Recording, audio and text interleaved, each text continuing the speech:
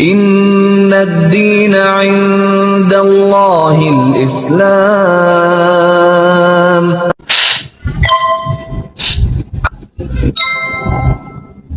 Itu bilang sebenarnya kalau kita bisa memasukkan orang luar ke dalam agama kita, mengambil domba yang tersesat, surga itu jaminan. Sebagai anak Katolik yang pas itu lagi gencar-gencarnya, lagi seneng-senengnya, cinta-cintanya sama agamanya, dan saya berasa, oh saya setiap hari ke gereja, saya setiap hari mainnya sama teman gereja, gitu kan, aktivitas gereja apapun yang kepemudaan saya lakonin, bahkan ke kampung-kampung kecil pun saya lakonin gitu Pak. Saya ngerasa saya udah cukup ilmu, pede, sombong saat itu Pak.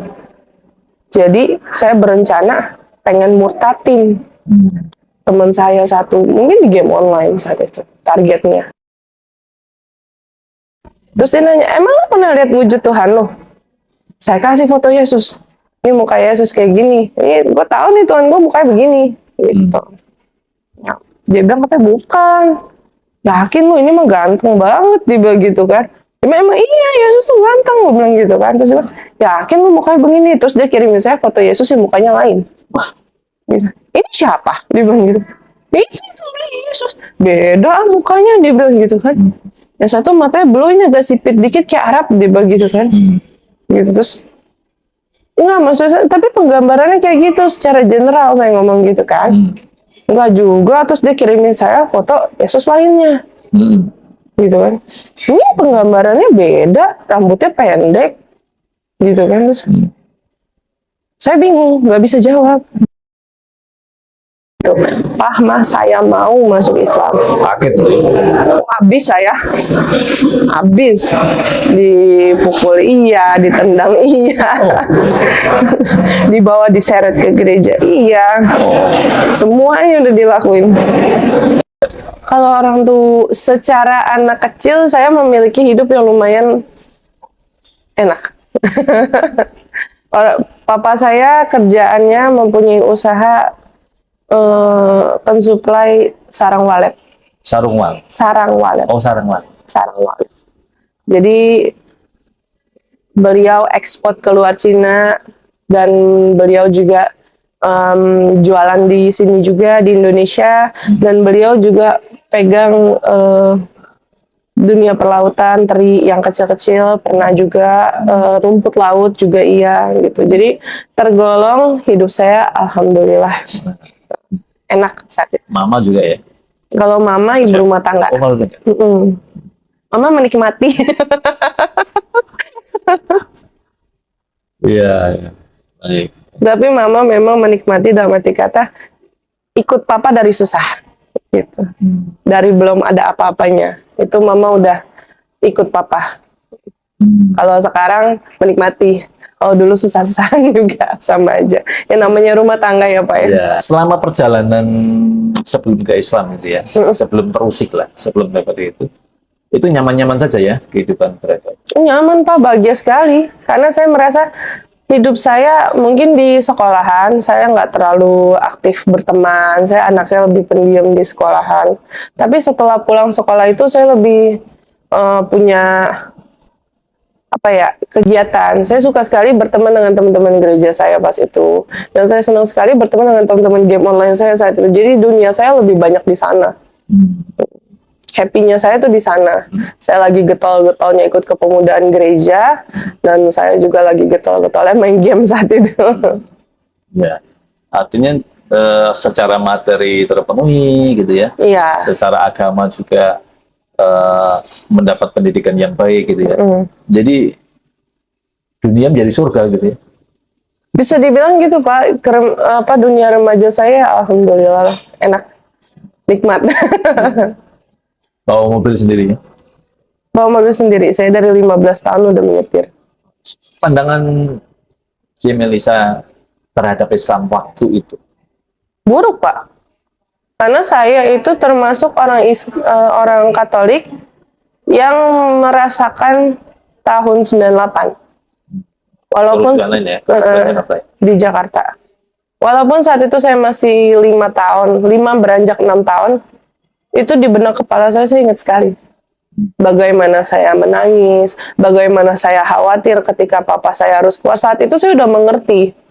Ya, sebagai anak kecil bocah itu saya udah mengerti. Dan bagaimana saya naik ke genteng saat mereka lewat depan rumah saya, demonya. Saya naik ke genteng, rumah saya juga dilempar batu, kacanya pecah. Saya diam, harus mingkem. Walaupun saya nangis, saya sesegukan di atas genteng. Karena kita ngumpet di atas itu, Pak. Gitu. Sama papa saya. Saya ingat banget, papa saya gendong-gendong saya, dorong-dorong saya naik ke atas genteng. Gitu. Itu masih, di benak saya masih ingat. Dan saat itu, ini yang namanya ajaran ya Pak ya, ajaran orang tua itu bilangnya itu orang Islam begitu.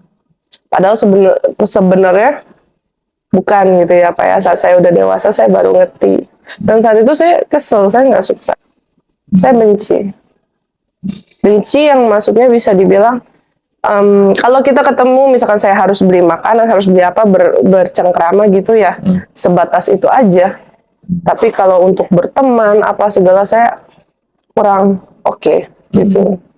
Dan saya padahal saya tahu orang-orangnya ramah-ramah, semua rata-rata ramah-ramah. Dan saya masih kecil ya, saat itu saya belum ngerti. Saya ingat banget yang demo-demo itu juga bukan orang-orang yang memakai seperti ini, yang ngancur-ngancurin bukan gitu. Tapi saya diajarinnya begitu.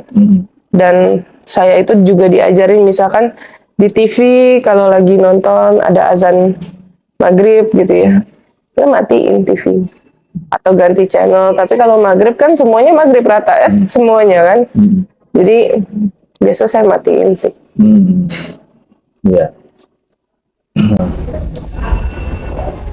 Padahal di sekolah teman-temannya Muslim ya, mayoritas. Enggak, Oh, Muslim. saya sekolah internasional.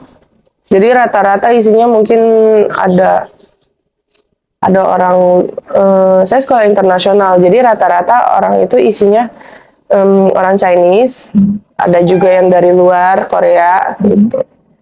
Itu apa? Tingkat SMP atau SMA? SMP dan SMA saya Sampai internasionalnya. kuliah ya? Kuliah juga saya masuk internasional. Jadi pendidikan terbaik lah. Iya, Dari sisi, alhamdulillah. ya. Dari sisi orang tua juga diberikan pendidikan yang baik. Paling punya prestasi banget. Saya itu cuman prestasi banyak di gereja. Kalau di sekolah saya secara akademis nggak terlalu pintar Pak. Gitu. Nilai saya pas-pasan lah untuk lulus ya alhamdulillah gitu. Cuman kalau apa namanya untuk saya lebih ke arah arts Pak. Seni. Saya suka nyanyi gitu. Saya juga apa namanya kalau bikin pita-pita yang kecil-kecil, yang crafty-crafty gitu, saya lebih senang dibanding apa namanya, dibanding akademis pelajaran. Jadi otak kanannya yang Saya bukan anak IPA, Pak, saya anak IPS. Walaupun internasional ada pilihannya IPA IPS, tetap aja sama saya aja. juga IPS. Iya gitu kan. Ya nggak apa-apa ya Pak ya, orang kita enak-enak aja ya jadi IPS. Prestasi, lebih berprestasi di gereja apa saja sih? Ya itu yang tadi saya sebutin Mbak. Pencapaian saya yang saya suka itu adalah saya termasuk salah satu leader di Youth for Christ saat itu. Terus udah gitu saya juga bendahara saat itu, dan saya juga diberi kepercayaan untuk megang dan mengatur misa Inggris dari awal sampai akhir, sampai sukses itu saya yang harus ngeliatin. Dan saya juga salah satu penyanyinya yang di situ, salah satu MC-nya juga. Jadi kalau setiap misa itu selalu Setiap misa, setiap minggu. Oh enggak, zaman saya pegang misa Inggris itu baru mulai, dan itu baru dikasih dari gereja waktu sebulan sekali. Tapi saya dengar Kasakusuk sekarang udah seminggu sekali. Jadi dari apa legacy saya terus jalan sampai sekarang. kalau melihat aktivitasnya yang lebih banyak di gereja gitu ya, terpikir nggak untuk melanjutkan atau meniti karir katakanlah pelayanan yang kemudian menempuh jalur akademik ke teologi lalu pelayanan gitu ke jalur agama? Enggak sih Pak. Enggak ya? Enggak, saya nggak pernah kepikiran ke arah sana. Soalnya saya ada kepikiran soal keluarga yang saya nggak bisa ceritain juga di sini. Ya, tadi mengancap image atau persepsi yang negatif tentang Islam ya, bukan Muslimnya ya. Iya. Tadi kepada Islamnya ya. Islamnya. Islamnya. Karena saya belum paham pas itu, belum ngerti Pak. Dan wawasan juga terbatas ya. Karena pertemanan saya pun secara sekolah dan secara gereja tidak ada orang Muslim. Itu teman saya cuma satu di kelas, yang orang Muslim. Oke. Berdasarkan pengalaman itu, Cik. Nih nanti proses hidayah dari kita nanti saya taruh lagi.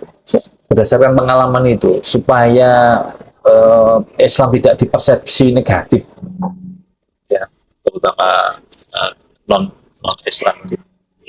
Apa yang harus kita lakukan sih dari sisi umat Islam? Kalau dari sisi umat Islam, menurut saya ya Pak ya, kerasnya dikurangin dikit.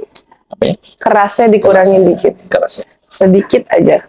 Karena yang saya rasakan saat itu sebagai orang non-Muslim adalah memang benar sih Pak.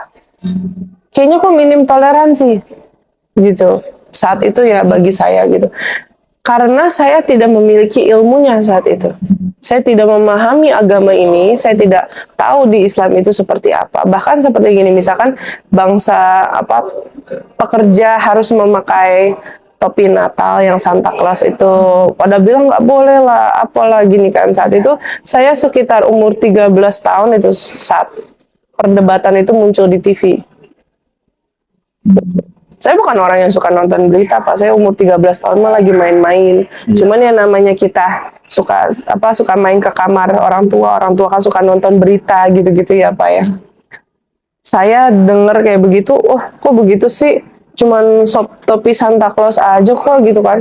Karena saya suka lihat papa saya setiap Idul Fitri dia ngucapin gitu, dia memberikan pesangon juga gitu-gitu kan ke pegawainya. Jadi saya nganggep kok lebay amat sih, kita aja sama Lebaran baik kok, mereka sama Natal begitu gitu. Saat itu ternyata pas saya udah Islam sekarang gitu, saat saya masih mempelajari agama Islam saat itu, oh saya paham ternyata ada larangannya, mereka nggak boleh gitu. Dan saat itu di situ saya baru sadar, oh ternyata saya yang salah, saya yang telah memaksa mereka gitu loh untuk mengikuti kemauan saya. Padahal kalau saya paksa mereka mengikuti kemauan saya, mereka dosa secara agama mereka. Dan itu saya baru sadar sekitar saya umur 19 tahun, saya lagi kuliah. Dan di situ saya bisa dulu, berarti ya persepsi-persepsi itu sebenarnya memang tidak kita rasakan saat kita masih seorang non-Muslim ya Pak ya. Kita tidak mau tahu, karena apa yang kita rasakan, saya nih sebagai orang Katolik saat itu, ngomong ke kalian, wah selamat Hari Raya Idul Fitri dan lain-lain gitu. Karena kita boleh, gitu loh Pak. Kita tidak merasakan bahwa oh, ternyata mereka tidak boleh. Pemikirannya agamanya clash di situ, gitu loh Pak. Walaupun sebenarnya memang itu salahnya orang non Muslim. Ya, iya saya berani ngomong ini salahnya orang non Muslim. Karena sebenarnya toleransi itu luas. Bukannya memaksa mereka minta Natal sama ucapkan, kita harus toleransi bahwa mereka ternyata tidak boleh. Itu yang namanya toleransi, bukan soal minoritas mayoritas, bukan. Baik, itu tadi dari sisi umat Islam. Nah, dari sisi non-Islamnya, sebaiknya gimana? Pandangan Melisa, opini Melisa. Sebenarnya kalau dari sisi non-Islam, saat dulu ya Pak ya, memang saya pemikirannya juga kalian terlalu banyak aturan. Dulu ya Pak, saat saya belum. Kalian maksudnya Islam? Islam, terlalu banyak aturan. Agama yang banyak aturan. Iya. Ini nggak boleh, ini nggak boleh, ini nggak boleh. Saya pertama kali saya berurusan dengan teman yang Muslim itu saat kuliah. Walaupun kuliah saya di UPH ada yang Muslim, dan saya kebetulan berteman sama mereka Saya lihat mereka biasa-biasa aja, mereka juga bukan muslim yang berhijab, gitu kan. Asik-asik aja. Saya baru tahu, oh ternyata anak muda muslim tuh juga kayak Asik gue gitu ya, ya. asik aja gitu. Gaul juga gitu ya. Tapi pernah sekali saya bete. Gitu. Abis kelas dia sholat. Kelas berikutnya saya temenin dia sholat lagi. Abis itu yang terakhir kelas sore, pas pulang 5:30 saya pamit sama dia, bilang, ya gue ke musola dulu. Banyak bener sih emang gitu. Gak capek apa lu gitu. Saya berdoa sehari sekali Pak.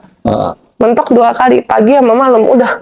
Pagi pun cuma bilang, ya Tuhan tolong berikan saya kekuatan untuk menjalani hari ini, amin, selesai. Itu yang penting udah doa pagi gitu.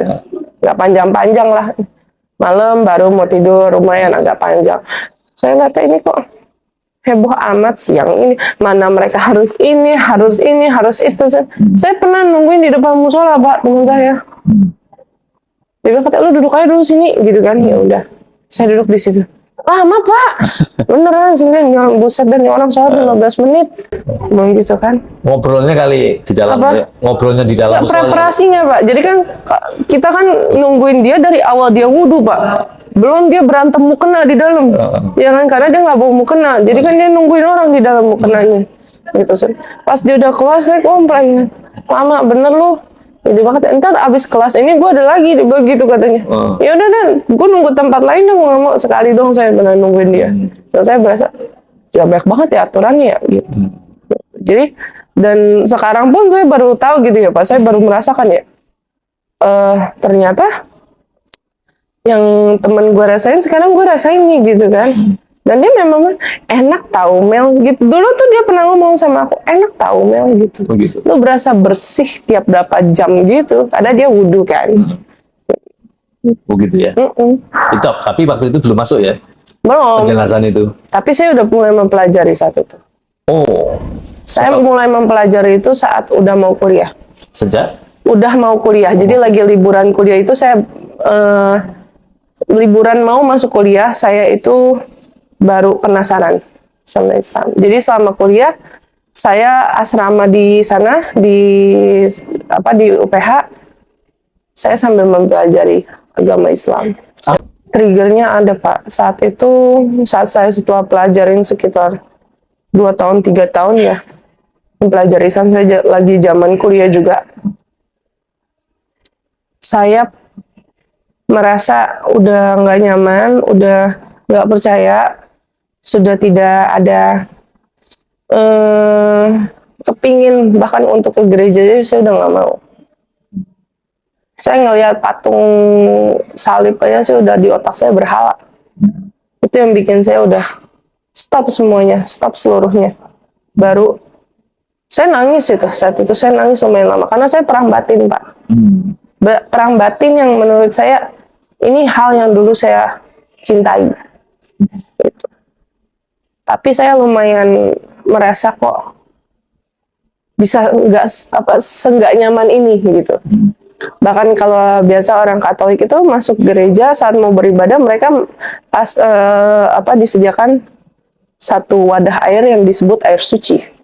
Kita toel, bikin tanda salib gitu ya Pak ya. Saya perang batin. Untuk toel dan mempercayai air itu aja saya perang batin. Padahal itu hal yang biasa saya lakukan setiap saat. Mengapa perang batin sih? Sudah mulai mengenal Islam ya? Jadi awalnya gini Pak, Ya, karena saya terlalu banyak main game saat itu. Dan jadi hidup saya saat libur kuliah itu, mau masuk kuliah, libur mau masuk kuliah itu saya cuman pagi nge-game, siang kadang pergi ke gereja, main sama teman-teman gereja, malamnya nge-game lagi. Dan di dalam game itu, pertama kali saya punya teman muslim itu di game itu. Gitu. Karena kalau di game tidak bisa difilter Pak.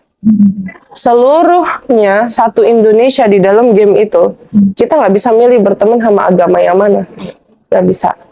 Jadi mereka mayoritas pun di dalam game itu adalah orang Muslim.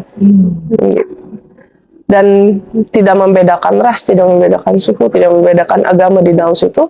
kita bikin satu komunitas di dalam situ, dan komunitas itu yang sampai detik ini masih ada, Masya Allah. dan saya masih terlibat di situ sampai detik ini, sampai sesolid itu gitu loh Pak. Kalau orang-orang temen game itu yang saya kaget juga. Dan mereka itu memang, walaupun kita ketemu cuman di online, dan saat itu saya merasa, oh ini keluarga kedua saya. Ya. Jadi saya senyaman itu di dalam itu gitu Pak. Jadi kita, dan saat itu saya sempat ke gereja, lagi ada aktivitas kepemudaan. Setiap aktivitas kepemudaan kan pasti ada, terkadang suka panggil Romo ya, kalau Katolik kan Romo. Dan Romo itu bilang, sebenarnya kalau kita bisa memasukkan orang luar ke dalam agama kita, mengambil domba yang tersesat, surga itu jaminan. Sebagai anak Katolik yang pas itu lagi gencar-gencarnya, lagi seneng-senengnya, cinta-cintanya sama agamanya, dan saya berasa, oh saya setiap hari ke gereja, saya setiap hari mainnya sama teman gereja, gitu kan. Aktivitas gereja apapun yang kepemudaan saya lakonin, bahkan ke kampung-kampung kecil pun saya lakonin gitu Pak. Saya ngerasa saya udah cukup ilmu, pede, sombong saat itu Pak. Jadi saya berencana pengen murtatin teman saya satu, mungkin di game online saat itu targetnya. Saya juga mikir siapa. Saya kan setiap mulai melirik target ya.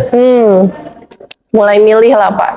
Saat itu saya ngelihat ketua saya di komunitas, kayaknya orangnya cuman kerja terus main game sampai pagi lagi, ntar dia kerja lagi, tidur, main game gitu. Kerjanya gitu karena online terus Pak. Dibanding saya, dia lebih online-nya lebih sering. Jadi saya pikir, oh ya udah nih orang ini aja gitu. Saya yang ajak debat duluan. Teman gereja saya nggak ada yang tahu, saya nggak kasih tahu. Debatnya online. Online, kita chatting di dalam game. Ya. Nggak diketahuin yang lain karena disediakan chat pribadi. Jadi saya cuma chat ke dia doang, orang nggak ada yang tahu. Jadi sambil main game, sambil chat. Apa yang diperdebatkan? Atau yang saya serang nggak jauh-jauh dari poligami, Muhammad pedofil, teroris. Dulu boleh makan kepiting, kok sekarang nggak boleh. Sorry kebalik. Dulu nggak boleh makan kepiting, kok sekarang boleh. Gitu-gitu. Kejadian 9 September, 9/11 yang di Amerika, gitu-gitu. Itu yang saya serang. Tapi mungkin saya terlalu sombong saat itu Pak. Saya berpikiran bahwa orang ini bukan orang pintar, bukan orang apa. Dia 11 tahun lebih tua dari saya. Saya serang orang yang 11 tahun lebih tua dari saya. Dan dia bisa jawab semua. Tapi saat dia menyerang agama saya kembali, saya nggak bisa jawab. Tidak ada yang kepikiran bahwa ternyata dia adalah seseorang yang sedikit-sedikit belajar kristolog. Yang namanya kita nggak pernah ketemu, bahkan dia masih berpikir saya seorang lelaki saat itu karena belum ketemu. Jadi nggak nyangka gitu loh Pak, salah target sebenarnya. kena batunya? Kena batunya. Kena batunya sendiri.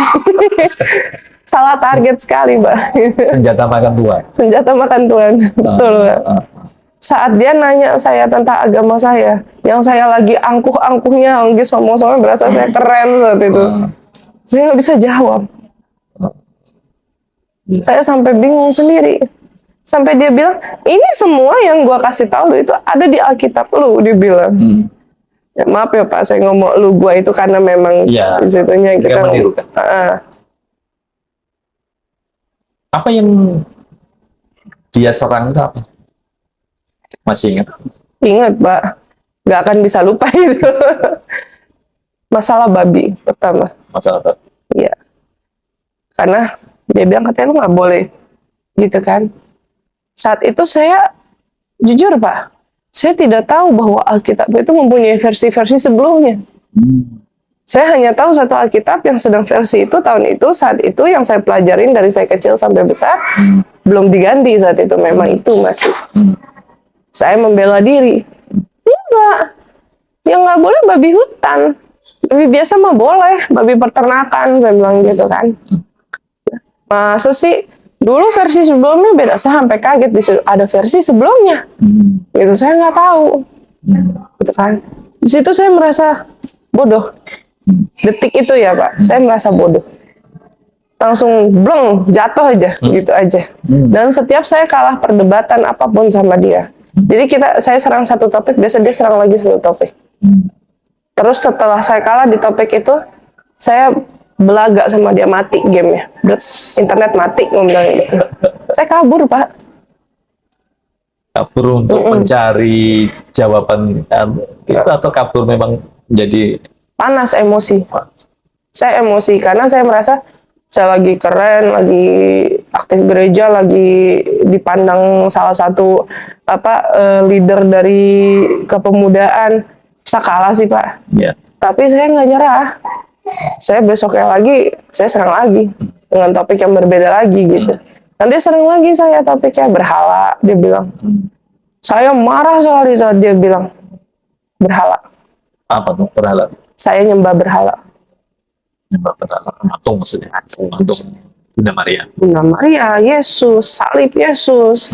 Dia bilang saya nyembah berhala, bilang gitu. Itu saya marah besar. Jangan, saya sampai ngatain, Tuhan lo aja nggak ada wujudnya, dia bilang gitu. Ya minimal dia bilang gitu, ya minimal yang gua sembah memang gua nggak tahu wujudnya kayak apa. Gitu kan, emang gue tinggal zaman dulu, dia bilang gitu kan. Yang zaman dulu aja nggak pernah lihat kok Tuhan gue kayak apa, cuman satu doang, Nabi Muhammad doang, dia bilang gitu, yang pernah lihat wujudnya Tuhan gue, dia bilang gitu. Terus dia nanya, emang lo pernah lihat wujud Tuhan lo? Saya kasih foto Yesus. Dulu masih zaman Yahoo Messenger Pak. Oh ya. Dulu masih zaman Yahoo Messenger, masih Yahoo Messenger udah mau melipir-lipir, hilang lah gitu. Terus pokoknya perdebatan kita itu dari game pindah ke Yahoo Messenger, pindah ke BBM. Gitu, dulu ada lagi heboh BB tuh. Yeah. Nah di situ saya kirim gambar, ini muka Yesus kayak gini. Ini gue tahu nih Tuhan gue mukanya begini. Gitu. Ya, dia bilang katanya bukan. Yakin lu ini mah ganteng banget, dia bilang gitu kan. Emang iya Yesus tuh ganteng, gue bilang gitu kan. Terus dia bilang, yakin lu mukanya begini. Terus dia kirimin saya foto Yesus yang mukanya lain. Gitu. Ini siapa? Dia bilang gitu. Itu orang Yesus. Beda mukanya, dia bilang gitu kan. Yang satu matanya blownya agak sipit dikit kayak Arab, dia bilang gitu kan. Gitu terus. Enggak, maksudnya, tapi penggambarannya kayak gitu secara general saya ngomong gitu kan. Enggak juga, terus dia kirimin saya foto Yesus lainnya. Gitu kan. Ini penggambarannya beda, rambutnya pendek. Gitu kan. Terus saya bingung, nggak bisa jawab. Saya cuma bilang, nggak bisa, itu penggambarannya seperti itu, penggambarannya seperti itu. Terus dia bilang, kalau Tuhannya Yesus, nggak ada, gue bilang nggak ada gitu. Enggak, Tuhan lu punya Tuhan kok, dia bilang gitu. Gambarnya kayak apa? Saya mikir keras tuh di situ. Untung aja saya bisa jawab Allah gitu kan. Oh maksudnya Allah Bapak, dia bilang gitu kan. Iya, gambarnya mana? Dia bilang gitu. Nggak ada. Loh, kok nggak ada? Dia bilang gitu kan. Ya, emang nggak ada, ngomong gitu. Loh, katanya Tuhan lu semua ada gambarnya, ada mukanya, dia bilang gitu. Yang diserahir keras. Kenapa saat itu saya nggak kepikiran, iya ya, Allah itu nggak ada gambarnya Pak. Sama seperti orang Muslim memanggil Allah, tidak memiliki gambarnya. Di situ saya baru kepikiran saat itu. Iya ya, berarti Allah yang saya sebut dan Allah yang disebut sama orang Muslim itu sama. Dalam game pun saya salah satu leader. Gitu. Nanti malah pecah, dia bilang. Kita main game aja nih. Kalau lu mau tahu soal agama, mau tahu soal apa, lu nontonnya Zakir Naik sama Ahmad Didat, dia bilang gitu. Saya dikasih 2 referensi beliau tersebut gitu. Dari situ saya nontonin YouTube mereka. Yang bikin saya mantap banget kali ya Pak ya. Mantap mulai menemukan Islam dan yakin saya mau masuk Islam itu karena saat kuliah mungkin mama saya ngeh ya. Dan melihat saya udah jarang ke gereja. Bahkan saat saya lagi pulang dari asrama pun hari Minggunya saya ngedablek di rumah, nggak ke gereja, nggak main lagi sama teman gereja. Mungkin dia ada worry, Tapi nggak ngomong sama saya. Dia bilang, Mil temenin mama yuk ke Salatiga, gitu. Ziarah ke makam Bunda Maria. Gua Bunda Maria, bukan makam. Gua Bunda Maria. Oh ya udah ayo, saya pikir gitu. Karena iming-imingannya gini, ke guanya sehari paling abis itu kita kuliner. Gitu. Oh ya udah ayo. Gitu. Pas saya udah pergi ke sana sama keluarga mama saya saat itu. Sampai di lokasi Gua Maria, saya doa cuman asal-asalan, dalam arti kata yang penting di depan orang tua kelihatan doa. Gitu. Abis itu saya keluar, kan di pelataran guanya itu banyak orang-orang yang lagi jualan ya Pak ya. Mereka pada jualan apa namanya, berbagai macam hal lah, peritilan-peritilan orang-orang Katolik gitu. Buku rosario, buku doa, daily bread yang kecil-kecil, kartu-kartu gitu, juga ada salib kecil-kecil sampai yang gede juga ada. Di situ saya nggak mau lihat, nggak mau cek, tapi saya penasaran. Jadi pas saya nengok, mama saya udah nggak ada, ternyata dia lagi ada di depan satu kios yang jualan orang Muslim pakai jilbab. Saya kaget, saya penasaran. Itu jilbab gitu kan? Berarti Muslim kan dia gitu. Tapi jadi memang dia mungkin orang kampung sana gitu ya Pak ya. Yang memang nyari duitnya jualannya sama orang non Muslim. Ya kan nggak ada halangannya gitu. Saat saya datengin, dipanggil, Mel sini, mamaku panggil gitu. Mama mau bikin altar kecil, dia bilang, di kamar kamu. Taruh patung Bunda Maria. Bilang gitu. Cakepan mana ya? Bilang, Pak. Saya yang saat itu otaknya lagi perdebatan. Batin. Ditanya sama dia, muka patungnya cakepan mana? Yang satu putih, cantik gitu ya, pakai kerudung, rambutnya masih kelihatan, mukanya agak kayak Dewi Kwan Im. Sampai sekarang masih ada di rumah saya, mungkin di kamar saya tuh. Itu yang dibeli akhirnya. Satu lagi pakai hijab syar'i warna biru, tangannya begini. Gitu. Bajunya syar'i, hijabnya tertutup semuanya begitu. Kayak apa? Sanding. Ditanya lagi cakepan mana? Saya harus milih, yang satu mukanya Arab, satu mukanya kayak Tionghoa Dewi Kwan Im. Gitu kan. Baju-bajunya dia milih sendiri yang warna putih. Karena saya bilang, saya bingung, nggak tahu yang mana, terserah mama. Dari situ saya bilang, ini udah nggak bener. Itu yang bikin trigger saya langsung makin nggak bener. Kok mama saya ngeliat kayak gitu nggak merasa ada yang salah gitu. Salah nggak sih begini gitu loh. Karena yang tersadarkan hanya saya saat itu. Ini nggak normal gitu loh maksud saya. Saya ngeliat kan sampai akhirnya saat dulu teman saya pertama kali perdebatan soal patung itu berhala. Di dekat rumah saya itu ada 2 gereja Katolik besar. Yang satu Stella Maris Pluit, yang satu di Pantai Indah Kapuk, Regina Coeli. Saya datengin dua-duanya Pak. Saya bandingin patungnya. Beda Pak. Patung Apapun yang ada di dalam sana. Patung Yesusnya beda, mukanya, pakaiannya. Patung Bunda Marianya pun beda, mukanya, pakaiannya, dan pretelannya. Beda semua. Yang satu Pantai Indah Kapuk itu baru dibangun, masih baru saat itu, masih bagus. Patungnya lebih modern, mungkin saat itu. Wah, udah di situ saya udah aneh dulu itu. Dan saat ini lagi, perdebatan lagi tentang patung lagi, berat lagi, di situ saya makin aneh. Saya nggak ujuk-ujuk masuk Islam, Pak. Saya pas itu masih mencari agama lain juga untuk perbandingan masih. agama apa? Titik saya akhirnya memutuskan itu ya saat itu. Saat saya lagi di Gua Maria di Salatiga itu.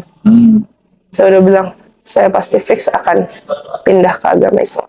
Fik. Dari Gua Maria, saya bingung mesti kemana. Karena saya udah mantep pengen syahadat. Saya cari tahu cara syahadat dan lain-lain. Tapi saya pikir saya butuh bantuan teman. Yaitu setelah saya menghilang 2 tahun dari game, saya hubungin dia lagi. Teman yang diajak Teman ini. Dan ujuk-ujuk saya nggak pakai basa-basi. Gue mau masuk Islam, bantuin dong. Dia bilang gitu. Kaget dia. Nggak mau dia. Nggak mau bantuin. Oh enggak, lu jangan main-main lo sama agama. Dia bilang gitu. Dan dia kaget kan, 2 tahun menghilang, saya tiba-tiba hubungi. Saya sampai mikir, BBM-nya masih yang ini nggak ya gitu kan, kontaknya masih yang ini nggak ya. Akhirnya saya kontak, ngomong gini-gini, pindah ke WhatsApp. WhatsApp mulai naik tuh di situ. Saya ngotot sama dia. Gue nggak tahu caranya, lo tahu nggak? Orang apa yang bisa, karena gue nggak tahu nih harus bagaimana, apakah belajar dulu setahun kayak di agama gue apa gimana, bantuin saya. Dia bilang katanya, enggak kalau lu main-main sama agama gue nggak mau ikut urusan, dia bilang gitu. Ya udah, karena dia udah ngomong kayak gitu pun saya ya tidak memaksa ya Pak ya gitu. Saya cuma bilang ya minimal gue tanya dia emang benar kalau di internet bilangnya gue cuma cukup ngucapin ini aja gitu kan, udah Islam tuh gue bilang gitu kan. Terus dia bilang udah lu nggak usah main-main lah, lu pikirin dulu, dia bilang gitu. Ya udah, karena dia ngomong kayak gitu saya mencari cara lain selama 2 hari. Saya bingung juga mesti kemana. Tau-tau dia hubungin saya lagi, dia bilang katanya lu mesti syahadat di masjid, diituin orang gitu, katanya disaksiin orang. Ini ada masjid dekat rumah gue, orang tua gue bilang bisa, dia bilang gitu. Ternyata dia tanya sama orang tuanya atau apa gitu saat itu. Akhirnya saya ke sana, saya syahadat di Masjid Raya Bintaro Jaya saat itu. Pada Pertama kali Desember 2015. Desember 2015 saya diam-diam, saya syahadat ke sana, dibantu sama mereka, dapat sertifikat dan lain-lain. Tapi saya belum bisa bilang ke orang tua, belum bisa sama sekali. Jadi saya jalanin kehidupan dulu di rumah sebagai seorang Muslim di keluarga Katolik yang diam-diam. Ya, terus akhirnya saya bilang dalam hati gitu ya Pak ya, susah, sulit, mau sholat susah, mau nggak makan babi susah, terus acara keluarga harus ngumpul datang, harus pergi ke gereja dan lain-lain. Itu semua menjadi apa ya, menjadi saya ngerasa aduh kok sulit sekali gitu ngejalaninnya. Akhirnya ya udahlah, saya pikir kan toh lama kelamaan juga mereka akan tahu gitu kan, pasti kan. Jadi Januari itu sebulan saya ngejalanin, dari Desember sampai Januari saya nggak tahan, susah Pak, susah sekali. Akhirnya saya bilangnya juga nggak ngomong Pak Mas saya udah masuk Islam gitu, enggak. Pak Mas saya mau masuk Islam, mau masuk Islam. Bilangnya gitu, Pak Mas saya mau masuk Islam. kaget nih. Oh, habis saya, habis dipukul iya, ditendang iya, dibawa diseret ke gereja iya, semuanya udah dilakuin. Kena hantaman fisik ya saya pikir wajar lah, orang tua kecewa gitu kan. Bahkan sampai mama saya bilang, mendingan kamu masuk Buddha, dia bilang gitu, daripada kamu masuk Islam. Ini kan bukannya masalah mendingan, ya kan, ini kan masalah kita percaya yang mana. Saat itu orang tua nggak percaya dan mereka masih berusaha. Saya bahkan sampai dikekep di kamar mereka, saya tidur di kamar mereka biar dipantau. Nggak boleh keluar. Boleh keluar sehari-hari, boleh keluar. Saya sampai diberikan mobil 1. Kan sudah punya mobil tadi? HRV lagi keluar pas itu, baru-barunya inden. Sebelumnya sudah punya mobil ya? Udah punya, tapi diimingin mobil yang lebih lebih bagus lah Pak. HRV saat itu baru inden tuh, lagi naik-naiknya. Saya ingat banget saya udah dipesenin 1 gitu. Dan saya di situ langsung kayak, ini sogokan apa gimana sih? Walaupun omongannya nggak kayak gitu ya Pak ya, nggak ke arah sana gitu. Tapi mereka mantau sampai ke gereja aja masih harus gitu. Diajak paksa ya? Diajak paksa. Akhirnya saya minta tolong teman saya itu lagi. Terus dia cari tahu. Teman yang tadi juga ya? Temen yang tadi juga. Akhirnya dia cari tahu, dia bilang mau love center deh, gitu katanya. Lu mau love center aja lah, gitu. Saya komunikasi saat itu sama Kohani Kristianto. Kohani Kristianto, saya komunikasi, dia bilang nggak bisa, ini lu harus keluar rumah, dia bilang gitu. Akhirnya diaturin sama beliau gimana keluar rumah apa segala. Saya kabur dari rumah. Saya yang kabur dari rumah. Saya yang keluar, saya yang kabur. Panas tuh. Kohani disamperin sama orang tua saya. Teman saya disamperin bawa Ambon 2. Bapak saya sama mama saya. Karena mereka bukan orang yang kekurangan uang untuk sewa-sewa gituan, Pak, saat itu. Dan itu heboh. Saat itu heboh. Sampai akhirnya Kohani bilang, udah nggak bisa, ini lo harus syahadat lagi deh, gitu. Karena lo ngakunya mau masuk Islam, gitu. Ntar itu dipakai sama dia buat nyerang, dia bilang gitu. Akhirnya saya syahadat ulang di Azikro Sentul. Azikro Sentul. Saat almarhum masih ada. Jadi saya syahadat sama almarhum. Saat hari saya syahadat, orang tua saya datang. Papa saya pikirannya mungkin saat itu masjid kecil, nggak terlalu banyak orang, dia pengen ngambil saya pulang saat itu. Tapi di setting sama Kohani, saya syahadat saat zikir akbar. Itu ratusan ribu umat muslim ada di situ. Papa saya kejebak. Akhirnya mau nggak mau duduk di mimbar sama Ustadz Arifin saat itu dan menyaksikan saya syahadat ulang. Yang dipanggil di mimbar ayahnya? Papa saya. Oh, gitu? Diajak duduk sama Ustadz Arifin saat itu di mimbar. Mau nggak mau. Karena dia nggak bisa berkutik segitu banyak manusia, Bapak. Mama ikut? Mama ikut, tapi dia nggak mau masuk karena dipaksa pakai hijab. Oh. Karena di situ kan kawasan syar'i. Mama nggak mau, bahkan untuk pakai kerudung pun nggak mau. Tapi kalau Papa kan boleh masuk gitu. Jadi pas itu Papa yang diutus untuk membawa saya pulang, nggak bisa apa-apa. Malah saat saya udah disyahadatin, mama saya marah-marah sama papa saya. Gimana sih? Kok malah disyahadatin, malah di apa gitu. Ya kan dia juga mikirnya gimana ngambilnya segini banyak orang. Tapi saya dipertemukan sama orang tua. Dan akhirnya papa saya ngomong sama Ustadz Arifin, istri saya ada di mobil, Pak, gitu-gitu. Akhirnya dikasih masuk sama Ustadz Arifin, nggak harus pakai hijab. Di situ. Ikut di panggung juga? Ikut, nggak di panggung. Udah selesai, saya udah selesai syahadat di kediamannya beliau pas itu, di kediaman Ustadz Arifin. Private saat itu dimediasikan. Tapi saya tetap nggak bisa pulang. Akhirnya saya bilang saya mau belajar agama dulu. Dilarikan sama Kohani ke Bandung, tempat Ustadz Agim di Darut Tauhid pesantrennya. Saya sebulan di situ. Sampai akhirnya Kohani bilang, lo harus ada imam, dia bilang gitu. Nggak bisa ngundang, karena saya saat di sana di Darut Tauhid saya disamperin banyak orang yang mau ta'aruf, yang mau apa gitu. Dia bilang katanya nggak bisa lu sendirian gitu perempuan. Udah, bagian lu udah umurnya juga, dia bilang. Kayak saya saat itu memutuskan untuk menikah dengan suami yang sekarang. dengan si gamer yang sekarang. Oh, ini jadinya si game tadi itu ya? Padahal saat itu Akhirnya dengan si game tadi?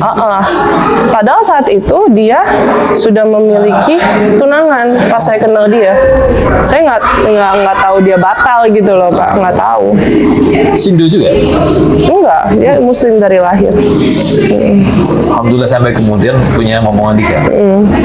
Mungkin emang udah cara Allah kali bilang sama dia, lu yang mualafin dia ya jodohnya dia lu gitu. Tanggung jawabnya ya gitu. Karena saya nggak pernah berniat untuk menikahi dia sih, Pak. Dulu pun nggak suka gitu.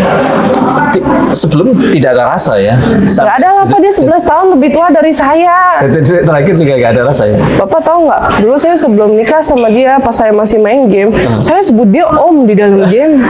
Beneran. Tapi ya kelebihnya karena lebih tua, lebih matang ya? Iya.